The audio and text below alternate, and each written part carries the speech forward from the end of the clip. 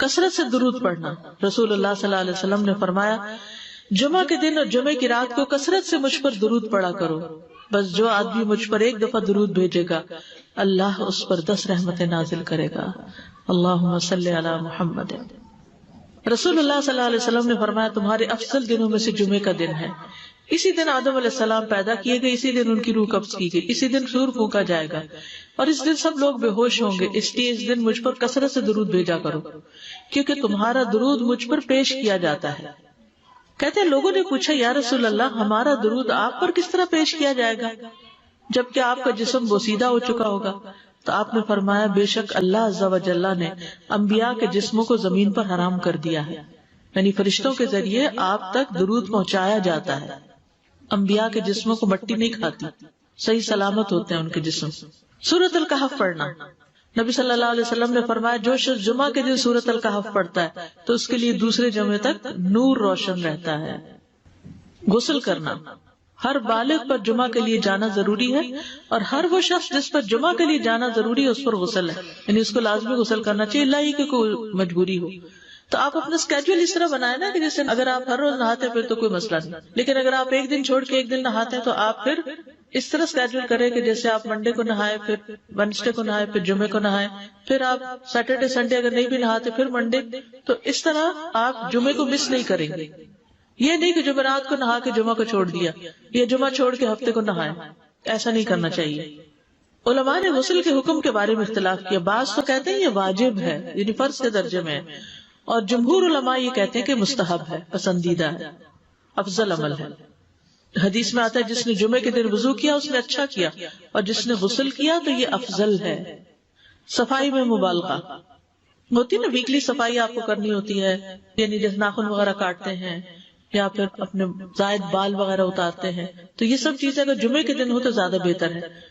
نبی صلی اللہ علیہ وسلم نے فرمایا جو شخص جمعے کے دن اچھی طرح غسل کرے, اچھی طرح سنوار کر وضو کرے, اپنے بہترین لباس میں سے پہنے, یعنی جمعے کے دن باقی دنوں کی نسبت اچھا لباس پہنے, اللہ نے اس کی قسمت میں گھر والوں کی جو خوشبو لکھی ہو وہ لگا لے, یعنی گھر میں جو بھی خوشبو ہے, پھر جمعہ پڑھنے آئے تو لغو کام نہ کرے, 2 آدمیوں کے درمیان جدائی نہ کرے, یعنی 2 لوگ بیٹھے ان کے بیچ میں گھس کے بیٹھ جائے.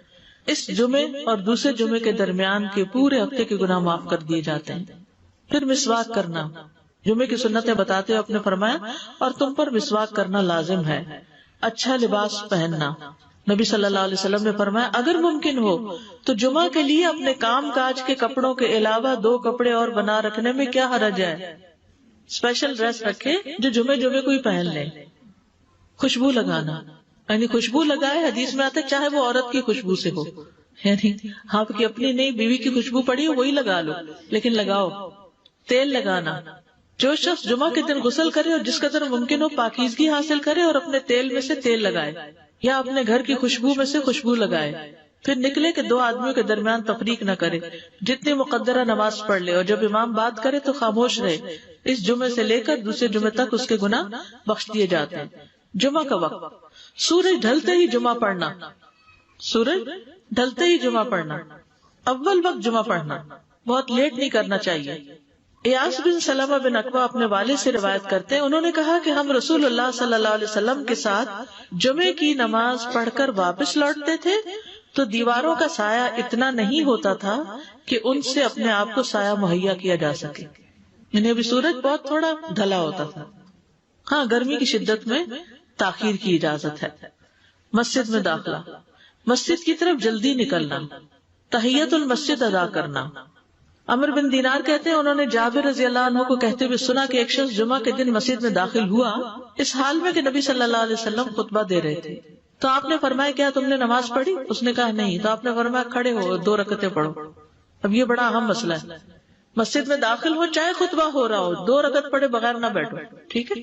اور یہ کیا ہے دراصل تحیت المسجد, یہ جمعے کی سنتیں نہیں ہیں, یہ کیا ہے تحیت المسجد ہے, اور مختصر پڑھی جائیں. یعنی امام جب خطبہ دے رہا ہو تو چاہیے کہ 2 رکعتیں پڑھے اور دونوں میں اختصار کرے. نماز سے قبل ہلکا بنانے کی ممانعت. مثلا آپ جلدی چلے گئے تو یہ نہیں کہ ایک گروپ بنا کے آپس میں گپ شپ شروع کر دیں, نہیں, سیدھے ہی لائنوں میں بیٹھیے. انتظار کا وقت کیسے گزاریں گے؟ نفل پڑھ کے بیٹھ گئے, ذکر اذکار کریں, قبلے کی طرف رخ کر کے لائنوں میں بیٹھیں، حلقہ نہیں بنائیں، بیٹھ کے خرید و فروخت نہیں کریں، تاخیر سے آنے پہ گردنیں پھلانگ کے نہ آگے جائیں۔ رسول اللہ صلی اللہ علیہ وسلم نے فرمایا ٹیک لگا کے مت کھاؤ، یہ عام ایک ادب بتایا، یعنی اس طرح ٹیک لگا کے نہیں کھاؤ، کھانے کے وقت سیدھے ہو جاؤ۔ چھنے ہوئے آٹے کی روٹی نہ کھاؤ، میدا۔ مسجد میں کوئی جگہ مقرر نہ کرو کہ یہ میری جگہ ہے، آپ کیوں آج یہاں کھڑی ہوگی، کہ تم اسی میں ہی نماز پڑھو۔ کچھ لوگ ہوتے ہیں نا آ کے مخصوص جگہ ہی پڑھتے ہیں، اگر کوئی اور وہاں ڈسٹرب ہو جاتے ہیں۔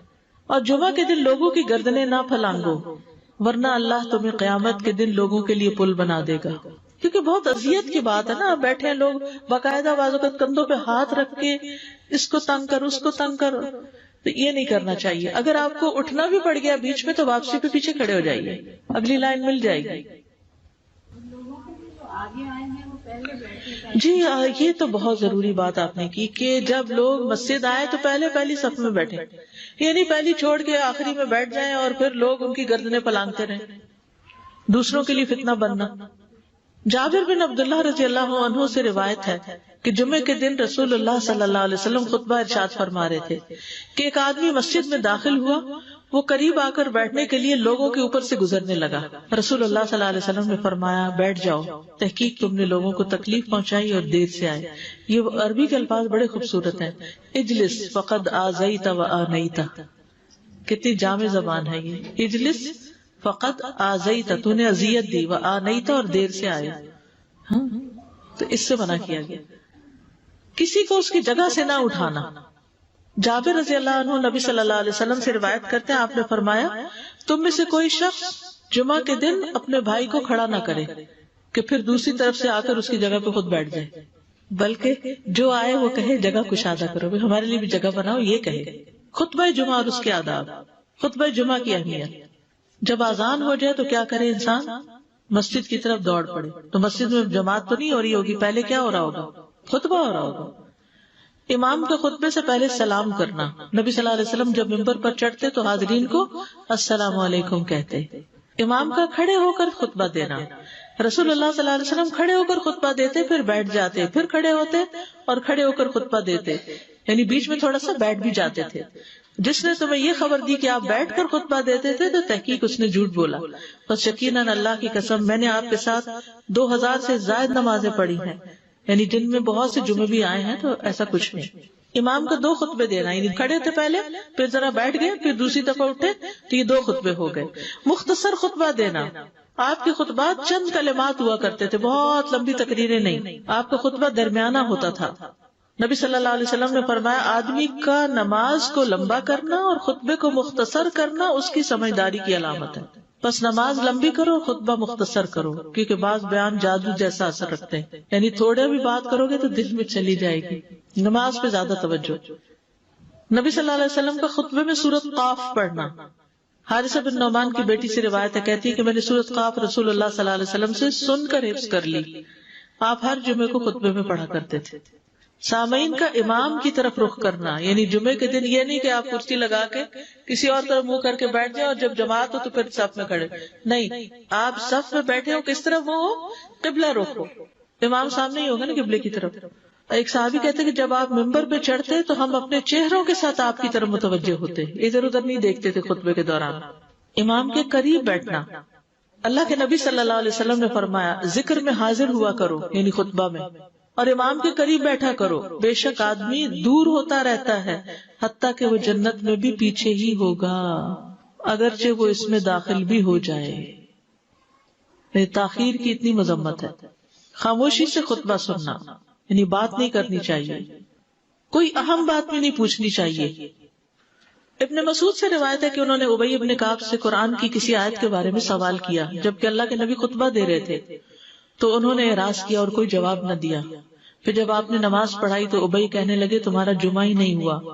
تو ابن مسعود نے رسول اللہ صلی اللہ علیہ وسلم سے پوچھا تو آپ نے فرمایا ابی نے سچ کہا، کوئی بات کرنے کی اجازت نہیں، یہ کہنے کی بھی کہ چپ ہو جاؤ یہ بھی اجازت نہیں۔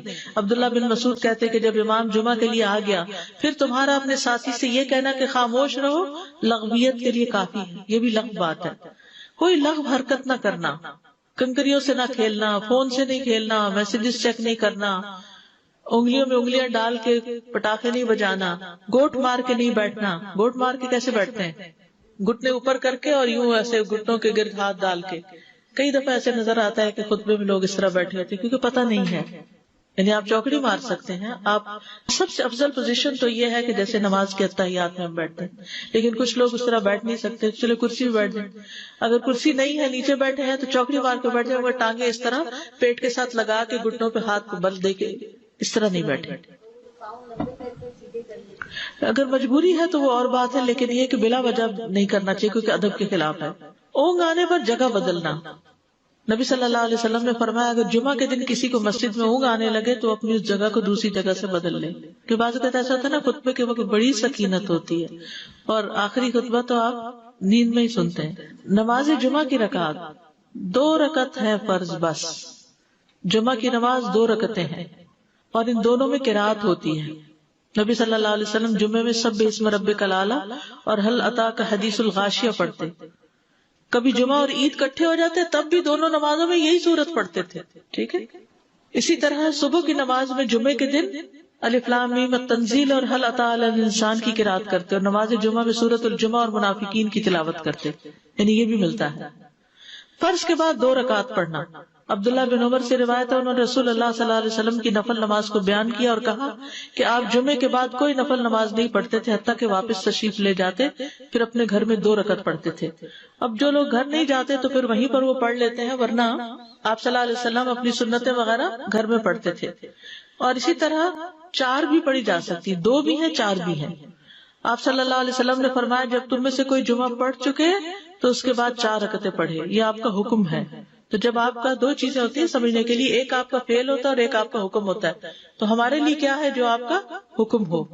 جمعے کے بعد کوئی اور نماز پڑھنے سے پہلے گفتگو کرنا، یعنی سنت پڑھنے سے پہلے گفتگو کرنا. اسما بن مالک سے مرفوعاً روایت ہے کہ جب تم میں سے کوئی آدمی جمعہ کی نماز پڑھے تو اس کے بعد اس وقت تک کوئی نماز ادا نہ کرے جب تک کسی سے کلام نہ کرے یا اس جگہ سے نکل نہ جائے. پہلے منع تھا، اب کوئی نہ کوئی بات کر لینی چاہیے. نہیں سمجھ آئی؟ یعنی جمعہ پڑھ لیا آپ نے اور پھر کسی سے آپ سلام دعا کر لیں، اس کے بعد سنت پڑھیں یا نفل جو بھی. ٹھیک ہے. اور گھر جانا تو گھر جا کے پڑھیں، اور اگر گھر نہیں جانا، کام پہ جانا تو ادھر ہی پڑھ کے چلے جائیں. کتنا پیارا ہے ہمارا دین کہ اتنا لمبا بھی چپ کا روزہ نہیں رکھوایا. بالکل. عاصم سے روایت ہے، وہ ابو قلابہ سے نقل کرتے ہیں، میں نے ان کے ساتھ جمعہ کی نماز پڑھی. جب میں نے اپنی نماز پوری کر لی انہوں نے میرے ہاتھ کو پکڑا اور میری جگہ پر کھڑے ہوئے اور مجھے اپنی جگہ پہ کھڑا کیا. وہ جو ہم چینج کرتے ہیں نا جگہ، وہ اس کی بات ہو رہی ہے. یعنی جمعے کے بعد کوئی اور نماز پڑھنے سے پہلے بات بھی کر لینا، جگہ بھی تبدیل کرنا. لیکن اگر کچھ لوگ پہلے سے ہی آپ کی سنتیں شروع کر چکے اور کوئی چینج کرنے والا نہیں تو پھر پڑھ لیجیے. یعنی یہ مستحب اعمال ہیں، ان میں ایسا نہیں کہ کوئی گناہ لازم ہو جائے گا، لیکن افضل یہ ہے، افضل سے اجر زیادہ ہو جاتا ہے.